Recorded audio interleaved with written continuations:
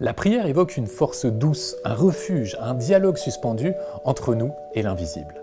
Et la prière va bien au-delà des croyances. Elle apaise, elle relie, elle rallume cette petite flamme d'espérance qui vacille parfois quand tout va mal. Dans le numéro d'Inexploré Magazine de cet hiver, disponible en kiosque jusqu'à mars 2025, nous avons justement exploré la prière sous toutes ses facettes. Que disent les traditions, dont les plus mystérieuses comme la Kabbale et le soufisme? Quels sont les effets de la prière sur notre cerveau et que dit la science sur le sujet? Pourquoi la prière nous rend-elle heureux? Et surtout, comment prier? Selon le bouddhisme et l'hindouisme, ce serait dans une intention altruiste et dans un désir d'éveil que la véritable force de nos souhaits se révélerait. Alors pour l'occasion, nous vous rediffusons sur YouTube un reportage autour du praticien en sciences chrétiennes, Alexandre Fischer, qui utilise, vous allez le voir, la prière pour atteindre un état d'élévation et de guérison.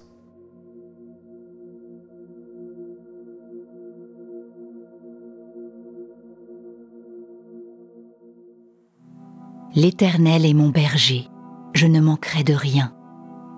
Il me fait reposer dans de verts pâturages. Il me dirige près des eaux paisibles. Il restaure mon âme.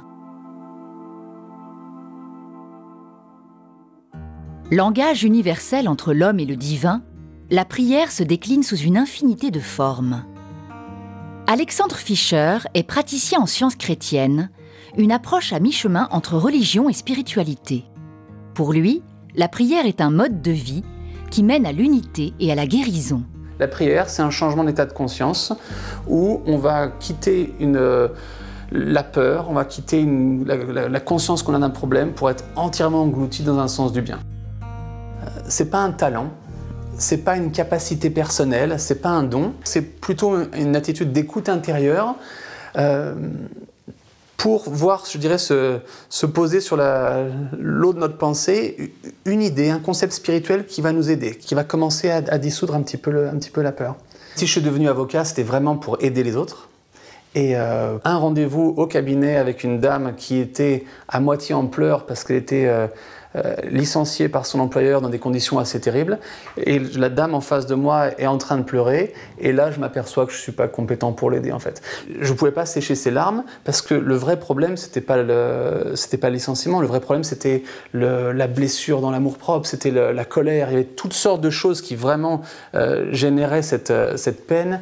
Je me suis aperçu que j'arrivais à aider les gens bien davantage par une approche spirituelle que par le droit. En parallèle de mon métier d'avocat, j'étudiais cette approche spirituelle, cette religion, cette spiritualité qu'on appelle la science chrétienne. Le texte de base, c'est la Bible, et après, il y a un texte écrit par une dame qui s'appelle Mary Baker-Eddy qui a présenté cette interprétation de la science chrétienne, cette interprétation de la Bible, dans un livre qui s'appelle « Science et santé avec la clé des Écritures ». La meilleure décision de ma vie, c'est que j'ai pris le bouquin, mais avec l'esprit critique le plus acéré.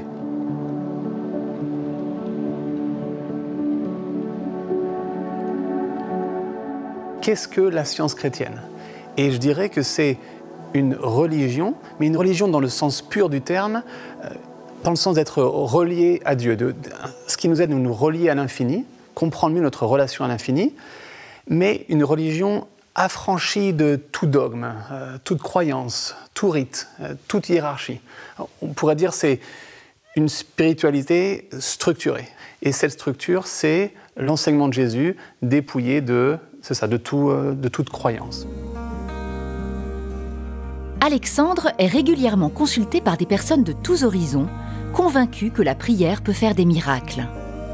Ce qui est important, c'est que c'est la conscience qui s'interroge. Quand le scientifique chrétien prie, il ne bouge pas les lèvres, il est dans une conscience profonde de réflexion où il n'y a ni tradition, ni espèce de rite matériel ou mortel. C'est sa conscience qui est active en permanence. C'est pour ça que la nuit, régulièrement je prie. Quand je marche, je prie.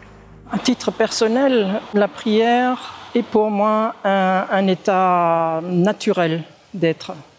J'essaye de corriger mes pensées pour qu'elles soient positives, pour m'attendre au bien. Durant toute la journée, je prie Dieu pour être vraiment connecté, pour aligner mes pensées. Donc c'est pour moi quelque chose de normal.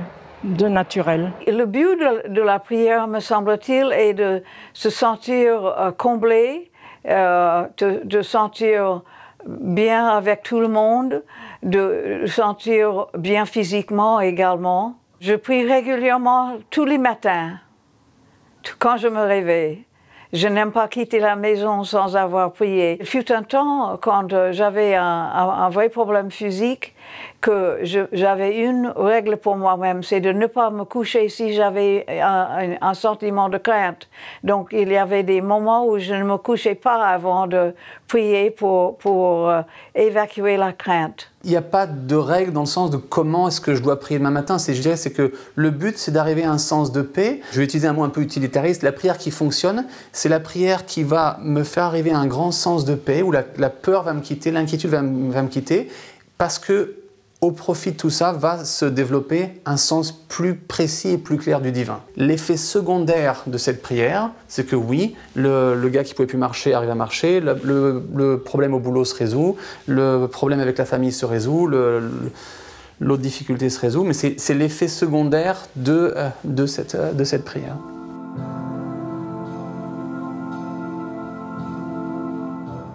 J'avais une douleur dans le sein, mais j'avais également une croissance dans le ventre.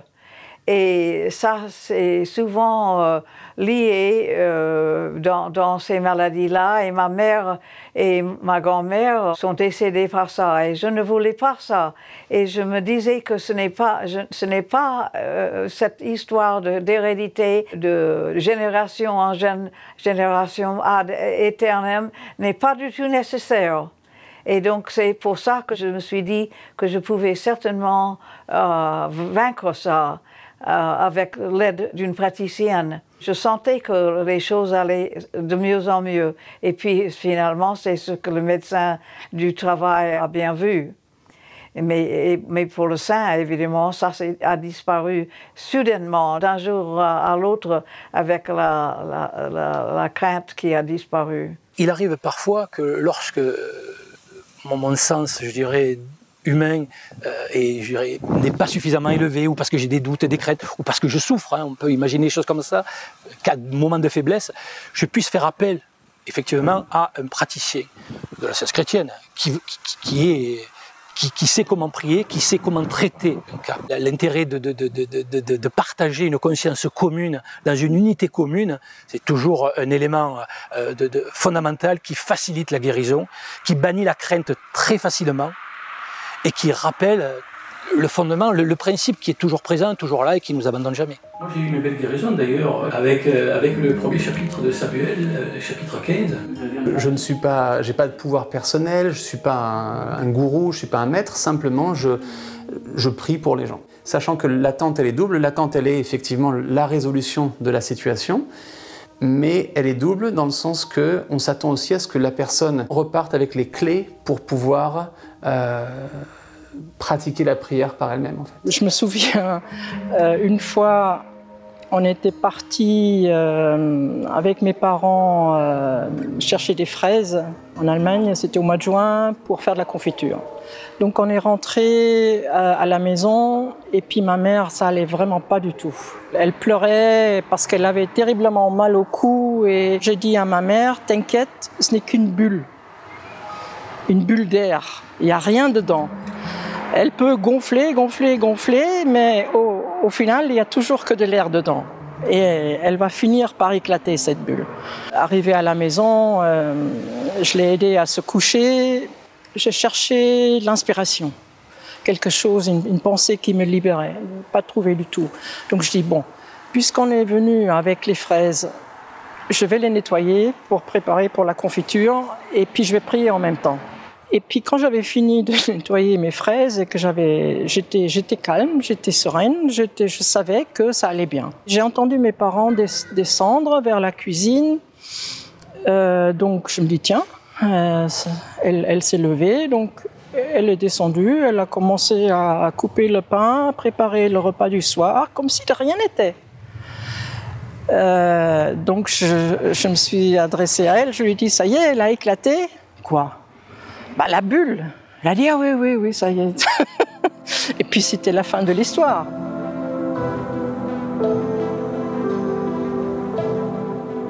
Une fois qu'on se rend compte que des choses, des guérisons extraordinaires sont possibles en s'appuyant sur la prière, la question que je me posais derrière, c'était mais comment ça se passe? Comment est-ce que cette prière qui, à l'époque je me posais la question dans ces termes-là, cette prière qui est de nature mentale peut avoir un impact sur cette maladie, sur le problème de voisinage, sur le problème de la belle-mère qu'on ne pouvait pas encadrer depuis 40 ans, et là on va avoir une relation qui est pleine d'amitié, ils vont partir en vacances ensemble alors que ça faisait 40 ans qu'ils ne pouvaient pas se voir. Comment est-ce que c'est possible? Je creusais cette question de la conscience et j'ai lu beaucoup d'études différentes, et une qui m'a intéressé dernièrement notamment, c'était une étude qui était publiée dans une revue médicale américaine de grand renom, où globalement, pour faire très court, des personnes qui étaient atteintes d'un problème mécanique au genou, qui ne pouvaient pas marcher, qui avaient de la douleur, et qui devaient être opérées, donc on devait faire, je ne suis pas médecin, mais une chirurgie particulière pour résoudre le problème. Ce groupe-là était volontaire pour soit avoir la chirurgie, soit ne pas avoir la chirurgie, mais qu'on simule la chirurgie. La majeure partie du groupe, ceux qui ont été opérés et ceux qui n'ont pas été opérés, disaient avoir moins de douleur et marchaient beaucoup mieux. Et pour moi, ça ne faisait pas doute que c'était cette attente, c'était leur attente d'aller mieux, leur anticipation de ne plus avoir mal. Et ça illustrait pour moi l'influence de la pensée, du mental, de notre état de conscience sur au moins notre corps.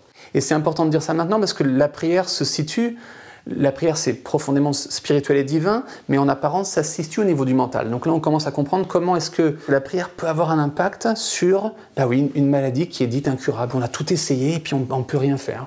Notre état de conscience, le mental, influence plus que notre corps, mais véritablement la totalité de notre environnement. Mon arrière-grand-mère qui devait accoucher en 1910, 15, quelque chose comme ça, et sage-femme disait qu'elle allait mourir et son enfant avec. Donc c'était quand même quelque chose de très triste pour mon arrière-grand-père. Et dans cette désarroi, il s'est souvenu qu'il avait entendu parler dans sa propre boulangerie, des gens parler d'une dame qui était arrivée en ville qui savait guérir par la prière. Cette dame a prié pour mon arrière-grand-mère et elle a accouché en très peu de temps d'un petit garçon, tout à fait normal. Il y a des recherches, des études qui m'ont beaucoup aidé à comprendre comment c'était possible, et c'est, alors je ne suis pas physicien, mais c'est toutes les recherches en physique quantique. Et il y a notamment une expérience en particulier qui m'a touché, donc il y en a beaucoup, qui est l'expérience des doubles fentes de Jung. On s'aperçoit que la présence de l'observateur dans la salle, l'observateur d'un phénomène dit physique, va influencer le résultat. Comprendre que notre état de conscience joue un rôle sur notre environnement, y compris notre corps, c'est fondamental pour comprendre comment la prière fonctionne. Au-delà des guérisons physiques, prier peut être un baume pour les émotions difficiles et peut nous amener vers une meilleure version de nous-mêmes. Le véritable désir, pour ma part, c'est de faire le bien, d'être juste, d'être honnête, désintéressé, aimant et doux en toutes choses. Et la vie matérielle nous montre que ce n'est pas toujours facile, mais c'est l'objectif. C'est l'objectif de la prière. Quand on prie, eh bien, quand je prie, je demande cette sagesse à Dieu, un petit peu comme le faisait le roi Salomon. Hein, on lit que dans la Bible que Salomon demandait avant tout d'avoir la sagesse pour pouvoir gouverner son peuple. Et le peuple de chaque individu, c'est ce qu'il fait dans la vie de tous les jours, c'est son activité. C'est mon peuple. Chacun a son peuple. Mon Dieu, donne-moi la possibilité de gouverner ce peuple avec la sagesse. J'avoue que ça m'aide beaucoup à découvrir des défauts que je dois corriger. Je me souviens particulièrement d'une expérience quand j'étais très jeune. Il y avait un camp avec des enfants et que je devais gérer ça. Et il y avait une dame plus âgée que moi qui était mon assistante. Et finalement, c'est elle qui a pris toutes les initiatives et je lui en voulais un peu. Mais finalement, l'année d'après, une amie derrière moi d'une année au lycée a fait la même chose et je lui ai dit: tu n'as pas eu des difficultés avec l'assistante? Elle a dit: pas du tout. Et à ce moment-là, j'ai compris que ce que la prière devait faire, c'est de me corriger ce défaut d'orgueil ou de sensiblerie. On n'essaye pas de guérir un problème physique, mais on essaye de rectifier ses pensées par rapport à notre identité. Notre véritable identité qui est parfaite. Donc cette identité n'a jamais été touchée par quelque chose de négatif, par une agression, ni par une maladie, ni voilà. L'illusion, c'est pas faire l'autruche et c'est pas le déni. L'illusion, c'est dire ce qui m'apparaît comme un monde matériel et très tangible n'est qu'une perspective limitée, matériel, temporel, qui semble avoir sa propre existence. Je parlais à un astrophysicien il n'y a pas très longtemps qui me disait: on peut tout à fait vivre une vie belle et bonne en pensant que la Terre est plate. On peut aller faire ses courses, on va chercher son pain, on va à la piscine, après il n'y a pas de souci. Pourtant, c'est pas la réalité. Je dirais c'est pareil. Et la prière nous permet d'aller au-delà de l'apparence pour toucher du doigt ce qu'est le divin. Ça se fait pas en un claquement de doigts, on n'appuie pas une grande lumière. Et pour moi, les guérisons sont juste des symboles qui vont venir illustrer cette présence du divin qui est totalement universelle.